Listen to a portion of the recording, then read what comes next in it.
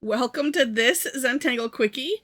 My name is Heather Hartwick Gladden. I'm a certified Zentangle teacher, and today we're going to take a look at the tangle Fjura by CZT Hannah Geddes. I hope I pronounced that right. Okay, what an interesting tangle this is.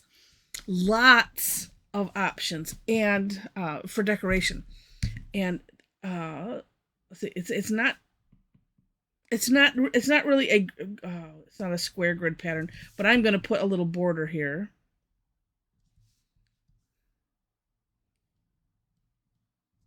It's a diagonal grid pattern.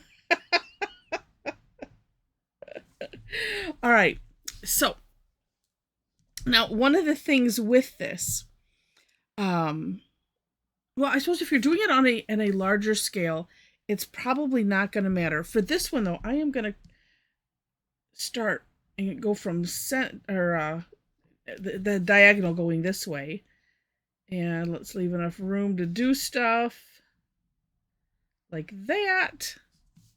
Then we'll flip. Well, and we missed, but that's okay.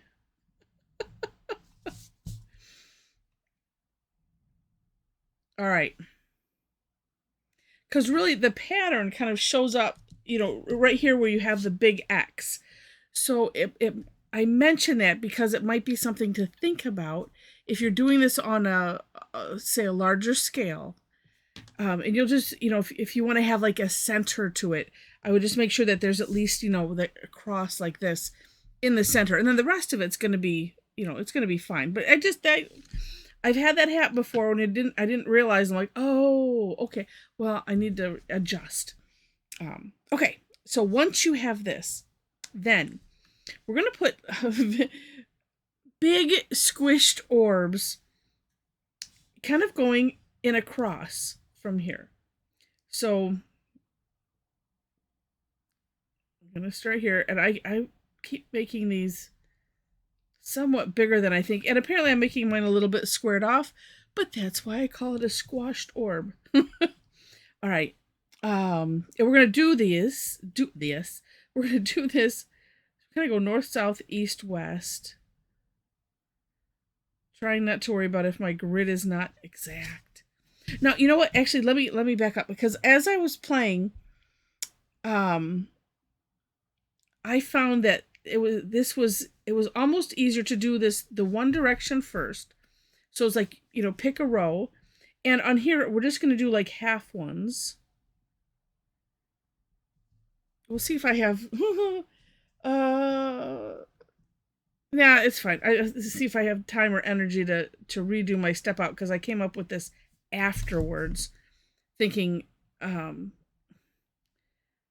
kind of like to make sense out of what are we doing, what stroke, what direction, and have something that it's not like, oh well, we go north, south, east, west, and then where do we go from there type of thing. So I like to think these things through, so that way we could do something like this. Yeah, I might. Oh, we'll see. We'll see. Okay. Like I said, I came up with it afterwards, and then same idea. And the nice thing is you're turning your tile and doing the same stroke. And you don't have to think about it too much. Now, one of the things that I did notice is that Hannah does seem to have these touching the edges. So, close is good. And I'm having trouble doing half ones, but it's okay. So this way you kind of imagine it. If it was a bigger grid, then that's what it would look like. Okay, then from here, honestly, this part is kind of on the decoration side, because if you take a look at the For More Inspiration link and look at Hannah's beautiful sample, on the step out, she has us auraing these sections, but she also shares a number of variations where you just have as much fun as you want. Oh, and so I think I think I shall. Oh, I like this one. Well, no, there's a couple that, okay, I like all of them. On my version of the step out, I decided to, I did the aura as the last step, but then on my, like the finished one, I decided to do, I started an aura here, but basically did like a triangular print on. And that's kind of fun. And she has, that looks like that's the first variation that she has. Okay, but I really, really liked, okay, I really like these curve lines that she did. Now, where did she do them from? Oh, from, wait. Oh, no. She did that different. I don't know why I just noticed it. So if you take, wait a minute. No, I'm, okay. So when you go and look at the sample,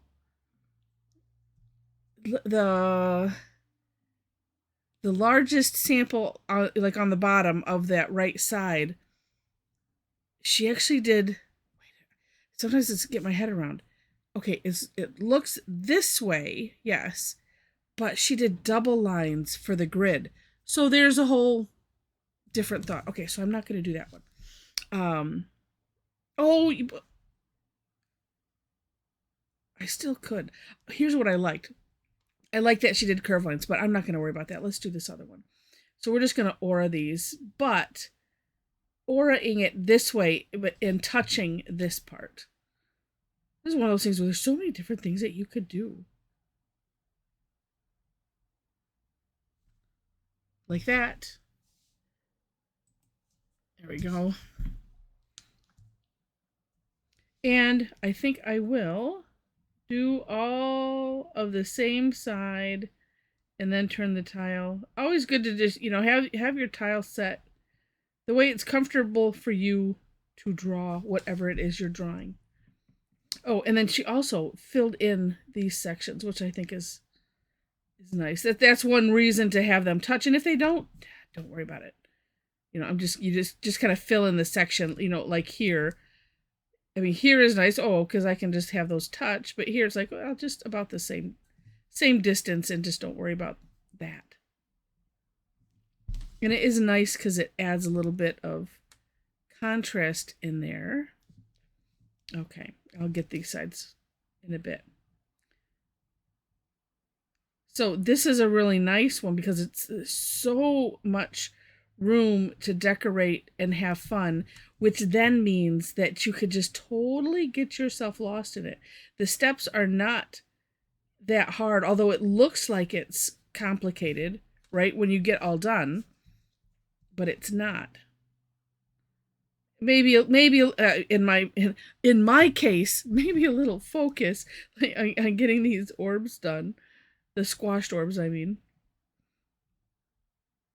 And then deciding what to do in the boxes or in the triangles. Well, and then too, all of the squashed orbs you get to decorate also. I don't know what I'm going to do with them yet. I might just leave them as it is. And, and this is a neat thing because even though that last one was a little bit wonky, when you get to the end, it's just not going to matter. And it is nice to have ones like these where that you can just lose yourself in, because that is partly the reason for Zentangle, right? Teaching meditation through art, and not that you have to feel like you're going all crazy into meditation. You get the side effects just by doing it. And so these ones where it's highly repetitive, and you don't really have to think about much because it's completely non-representational. And that's what I always like to highlight those, because they're just nice to have handy in your brain, so that way when maybe you have one of those days, it's like, you know what, I need to tangle. I don't know what I want to tangle. Okay, let me find one of those highly repetitive, nicely meditative-ish tangles. Actually, I really need to take a look at my category lists here on the YouTube channel, because I kind of went crazy with them, and just refine them and make it so that there's not so many. Some of them had to do with like a monthly challenge type of thing, and those I can probably get rid of, because those you can find on my website.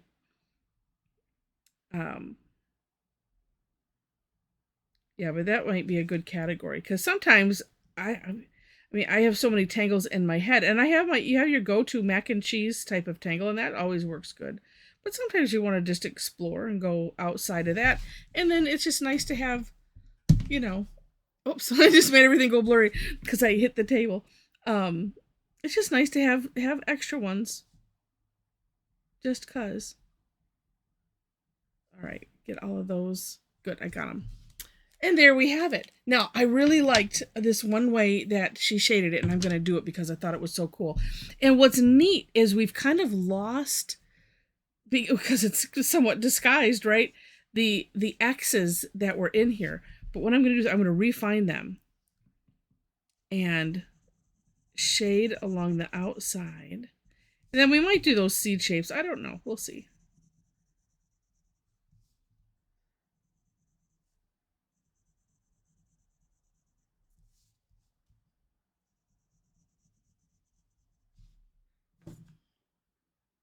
All right.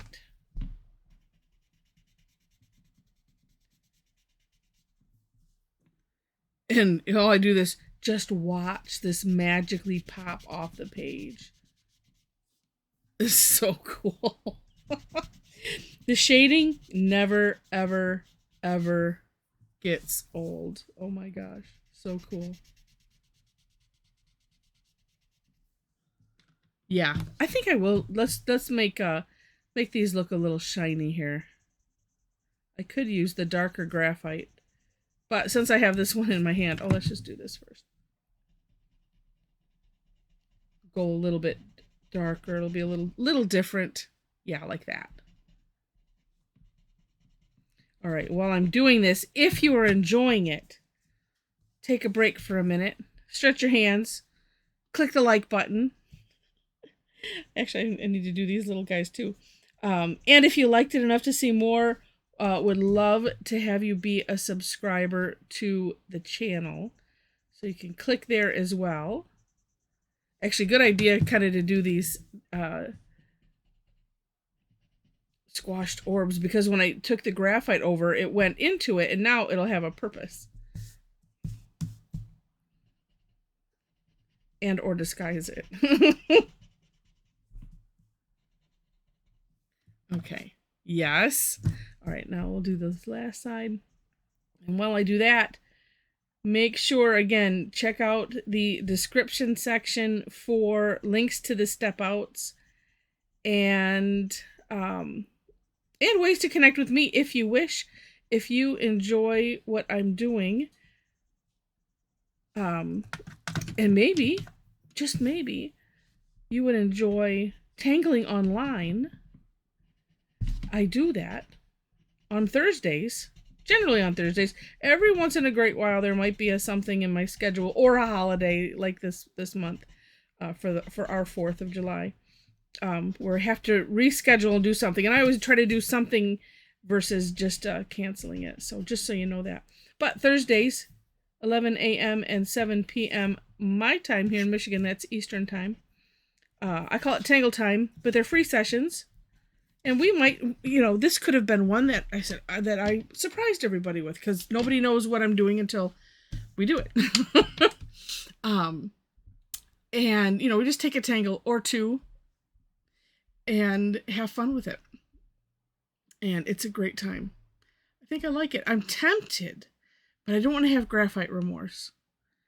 But it really feels like I need to have something on the outside of those. Okay, maybe just a little bit. Like I said, I don't want to get the graphite remorse. But we'll try it on one. What? Yeah, as if. Try it on one. We have to do it on all anyway. Let's just see. And not taking it too far away. So really keeping the tip right on there, and just with a side to side motion, just, yes, just to spread the graphite out and make it a nice gradient, but keeping it right there so that way that darkness stays. Wait, let me get this one. All right, comparing. Look at how this, it just raised that. It made it really look like it's like 3D, like a curve, versus, and I'll flip it so that way we get the same perspective, versus this one. Isn't that interesting? That's why it's really fun to, if you think of something, try it, take a look at it, but do something like this where you can compare it. And I don't know, that's how I learn. And then remember, oh yeah, I like that, or no, I didn't like that. Don't do that again. Or yes, yeah, do that again. And it's just so interesting, because I get a lot of people that will say they just don't know what to do with the shading. And so I started adding that in here some time ago, just because of that. And I mean, it is part of the tangle. So besides just how to do the tangle. Oh, there we go. That just totally popped it right off the page. How neat. Oh, so cool. All right.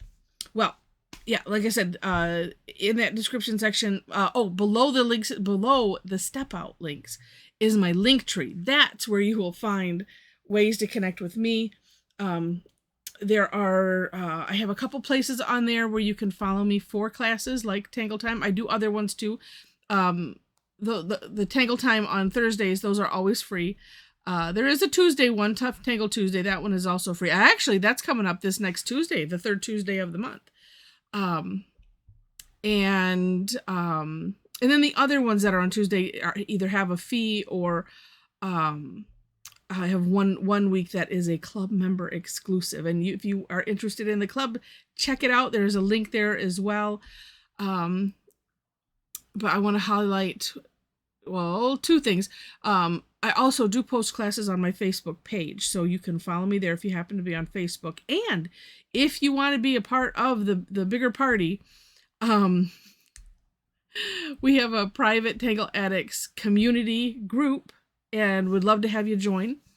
There are 4 questions that you have to answer in order to gain entry. It sets the tone, and it kind of explains some things, and also keeps out the, I don't know, the spammers, the scammers, the bots, the whatever. So I just like to let you know that. All right, so with that, thank you so much for watching, and I wish you happy tangling.